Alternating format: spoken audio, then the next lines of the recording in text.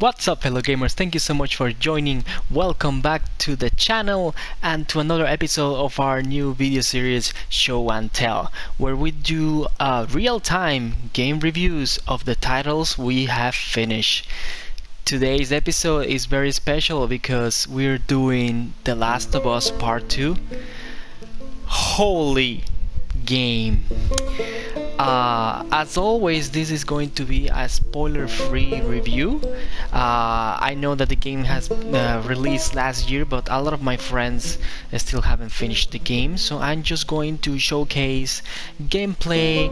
I'm going to show you how the game looks, how the game sounds, how the game feels, but I'm not going to discuss anything related to story. Maybe I will try to give you a hint of what I think, what I feel about the game without revealing main plot points. Okay, but yeah, this is a devices game. The only spoiler I'm gonna give you is that I love the game. I do believe it is a masterpiece, and probably I'll have to do a separate video later on to discuss what I feel about the story of the game in regards to part 1 and how it all ended. As always, please don't forget to subscribe to our channel and like this video. Also follow me on Instagram, where I post original gaming content on a regular basis. And with that out of the way, please allow me to show you The Last of Us Part 2. Now let's get into it. Okay, so here we are. Let me show you The Last of Us Part 2. So gameplay wise, the game pretty much plays very similar to the first one. They did some improvements and new tweaks, but as you can see, you have the listening mode. But it feels very much alike, but with minor improvements that can really help you out. As you can see, the game is still very brutal and raw. You can approach stealthy and kill your enemies, in this case these two infected right here, and you have a companion that can help you. That's pretty cool. One of the new improvements is that you can go prone now. You can throw yourself into the ground and crawl. You can also, they added a jump button. See, Ellie can now jump, which is the most useless thing in the game. I gotta be honest with that. I mean, it's nice that now you can bolt over obstacles and you have more mobility with Ellie. She's faster than what Joel was in the first game, but quite to be honest, the jump button is very useless. I mean, there's a few environmental puzzles that you have to jump, but that's pretty much it. I mean, it's an addition that is not exploited enough, and quite honestly, it wasn't necessary. But yeah, you have the listening mode, same thing. You have your weapons. Now you can also, if you hit X and down, you can do a quick spin, a quick 180, which is very useful. And they also added, I would like to show you that, a new dodge button. Okay, let's kill the clickers first, so that they don't kill me. See, I can dodge this guy. See, like that. Pretty nice. And it's truly a game changer, to be honest. Oh my god. Okay, so before you had to basically spam square mindlessly in close combat. Now you also can press L1 to dodge. Oh, that was nice. I killed them both with one bullet. Oh, they're gonna kill her. Oh, I'm out of bullets. Nice. Clickers are still annoying. Okay, let's kill this guy. There you go. So as you can see, the game it's more brutal and raw than ever. I love the close um, camera to capture the close combat. It's really, I mean, doesn't leave anything to imagination, honestly. So combat in this game is more challenging against humans than it was in the past game. The AI is it's way better, way improved. I mean, it's not amazing, but the humans usually flank you and circle around you, and they call themselves out, and they notice when one of their guys is down. Uh, so it's something else. Headshot, and it's really good, really entertaining. Another thing that I really love about the combat and the gunfights is that every shot fire has like its own personality. Every shot fire, it it's an amazing. You feel the sound and the visual feedback of it. It's impressive. I mean, every time you get shot, you can, oh, you feel it, man. It knocks you down. The audio visual feedback is, oh, it's impressive. You can feel it. Here, my bottle. And yeah, you can improvise. Combat is so cool because you can, get creative. Let's throw a Molotov to this guy. There's a guy right there, right? I think so. Yep, he's on fire now. Fun stuff, isn't it? So if you enjoy the combat in the first game, you're gonna love the combat in this one for sure. Another great addition into this game was a mini open world section in downtown Seattle, which they let you visit at least 10 different locations in this mini open world, and it's really good. It's really nice to just explore the world, explore downtown Seattle, and it's very rewarding. I mean, the game rewards the player with exploration at its best. You can find cool armors, collectibles, and very cool stuff. By the way, I just before playing this, I just finished Ghost of Tsushima, and that game looks amazing. But look at this. I mean, look at the water. Look at the reflection on the water. Look how it looks. Look how you can see the different textures. Look how the some of the rocks are wet, and you can tell the difference. And look at the lining. See how there's a huge building and it casting a shadow over here. It's amazing. The game looks beautiful. It's gorgeous. I'm just playing on my base PS4, not even the PS4 Pro, and it looks great. It's too bad that maybe on the video on YouTube it's not gonna make it any justice, but oh well. It looks beautiful. So in this open section you can explore and find stuff. For instance, what is this? Okay, some letter. Let's just put away. I'm not gonna read that. Hey, what is it? Says there are supplies at some bank.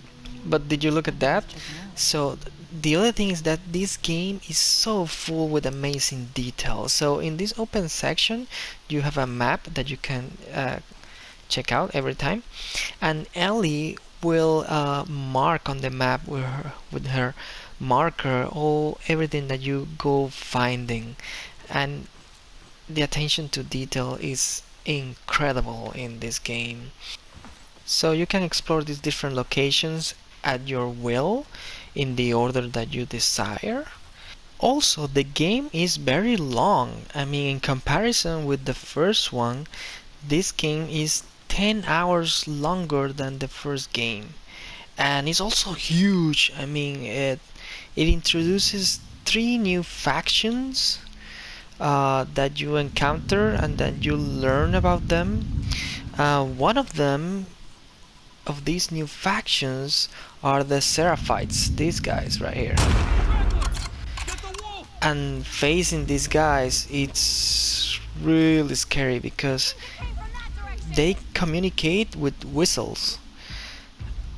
and facing them is really hard because they communicate really good. See, they're whistling now. Let's run. Just like the first game, this is a single player, story driven action adventure third person shooter game with a lot of focus on stealth. As you can see, stealth plays an important role in the game. Derek? I'll go see what's up. There you go. And the amount of details is impressive. Look at Ellie's face when she's stabbing that enemy. It's incredible, this game. And yes, the stealth mode is really useful. It's not the best stealth ever, but it gets the job done, and it's really fun. Some people might find it repetitive, but overall it's fun. Look at that. I already stabbed like 4 people here. And if you enjoy the gameplay of the first game, you're definitely going to enjoy this one. And same as the first game, you can craft items with the parts you find in the world. Right now I can craft a silencer that comes really handy right now since I'm being stealthy. There you go. See, really cool. Nice silencer. You can also upgrade.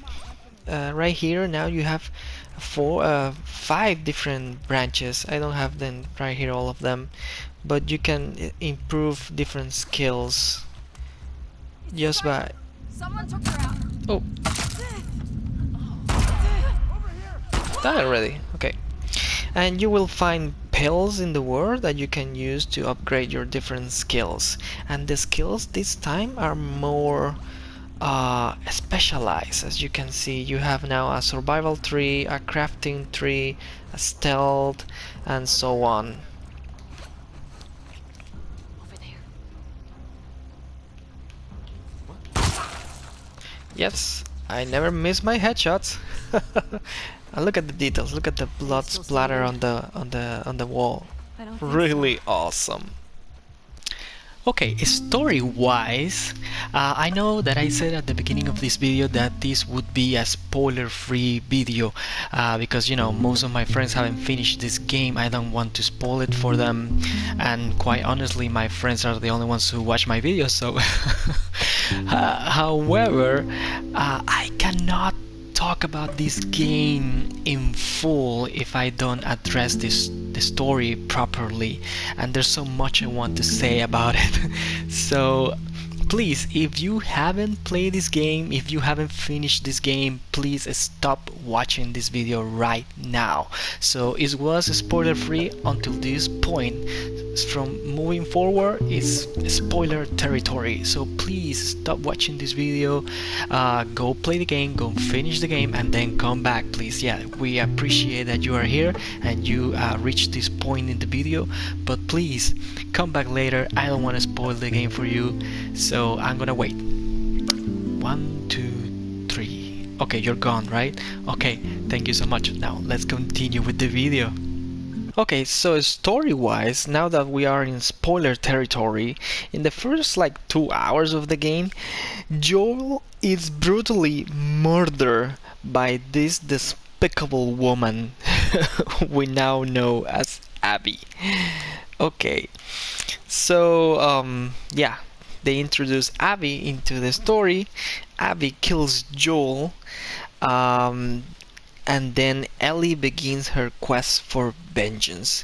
Ellie starts tracking Abby, and by doing so, she starts killing her friends. And then we get to play as Abby.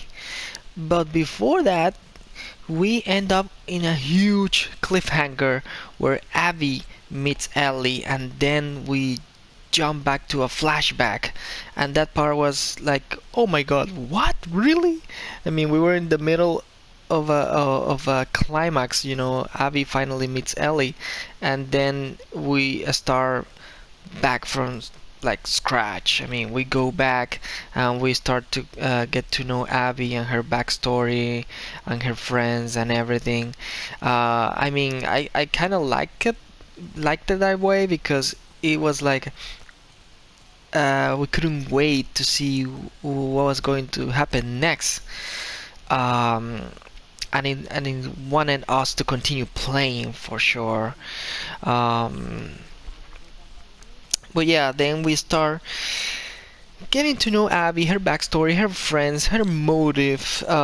We find out that the doctor that was going to perform the surgery on Ellie on the first game, trying to find a vaccine, was Abby's father. So that's why Abby wants to kill Joel, and she finally does. So closer to the end of this game, you are really an emotional wreck. You are messed up because in the end you don't want Ellie to kill Abby because now you understand Abby. I mean, you still dislike her and are disgusted to play as her, but you understand her and you don't want Ellie to kill her, but you don't want Abby to kill Ellie either. So, so this game and the story is intentionally made to make you go crazy, to make you go nuts, really. It is an emotional roller coaster, and there is no happy endings in this game. I was listening to other reviewers saying that the game was not fair to Joel, that Joel deserved better, but in the end, this is not Uncharted 4. This is The Last of Us. I mean, in the Uncharted series, no matter what dangers Nathan Drake faces, he always come out comes out unharmed and safe. But the war of The Last of Us is not a war of happy endings. This post-apocalyptic, hostile environment is not happy.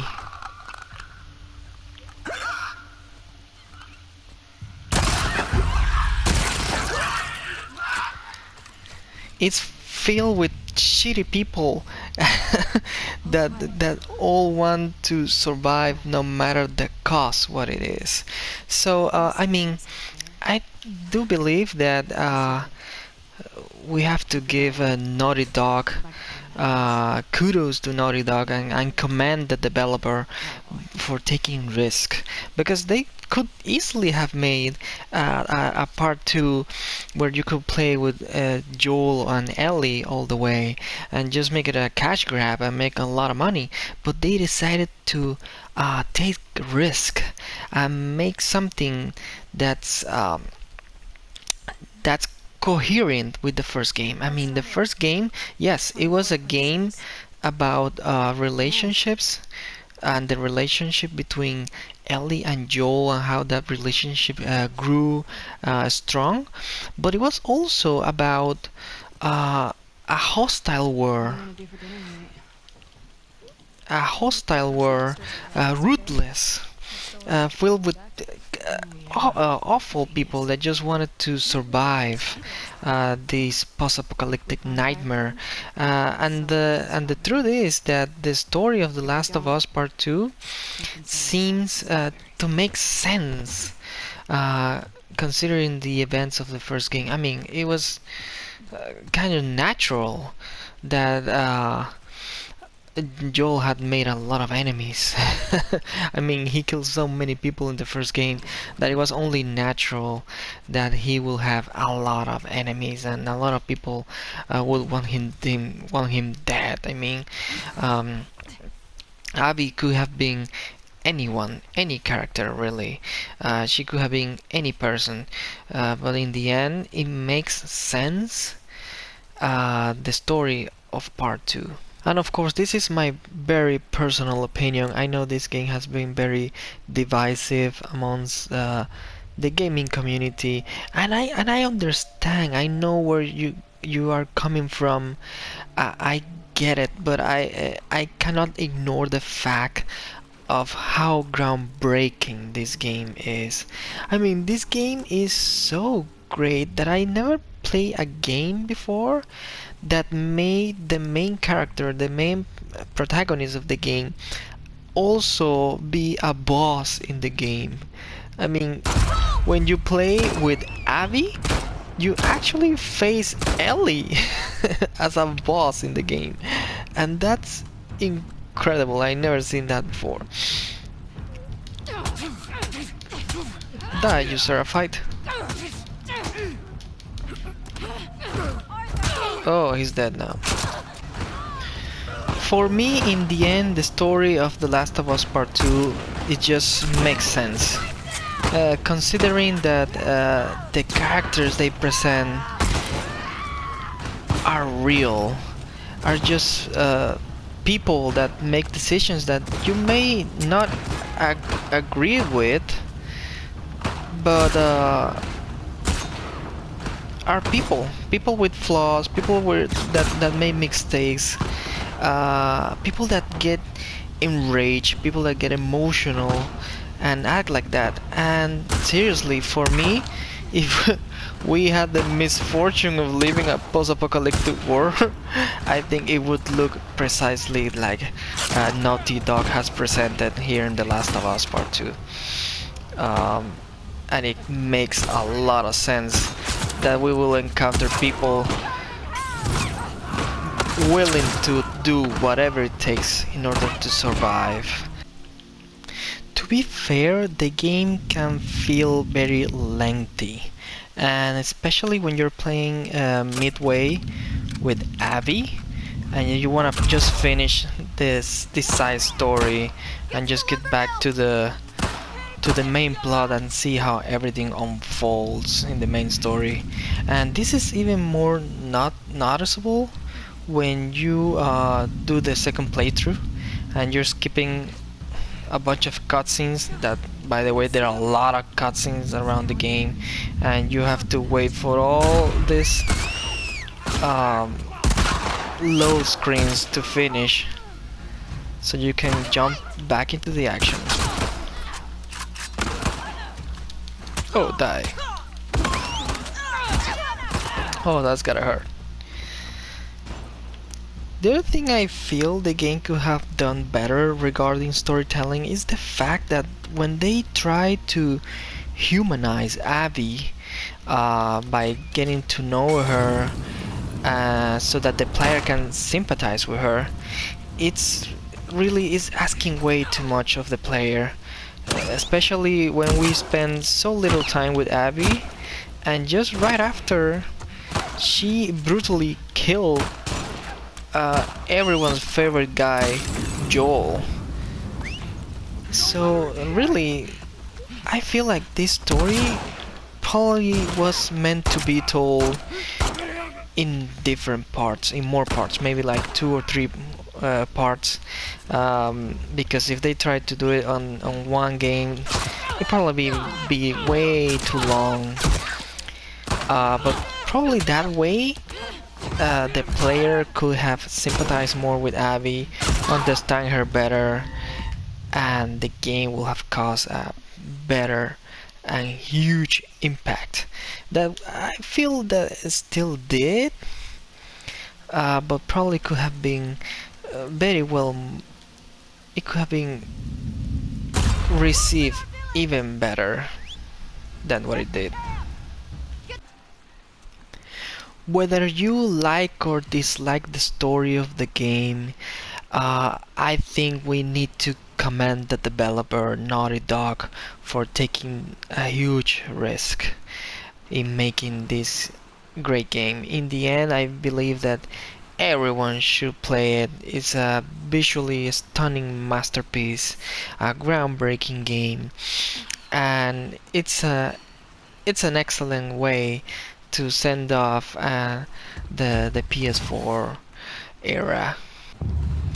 However, my game of the year 2020 is still Ghost of Tsushima. Like and subscribe. Hey, you've reached the end of the video. That's impressive. Thank you so much for watching. Please hit the like button if you enjoy our content, and don't forget to subscribe to our channel. Why not? Click that notification bell right next to the subscribe button. Yes, that way YouTube will let you know every time I post a new video so you don't miss anything. And as always, my friends, no matter what, never stop gaming. Thank you so much for watching. Thank you so much for joining, and see you in the next one.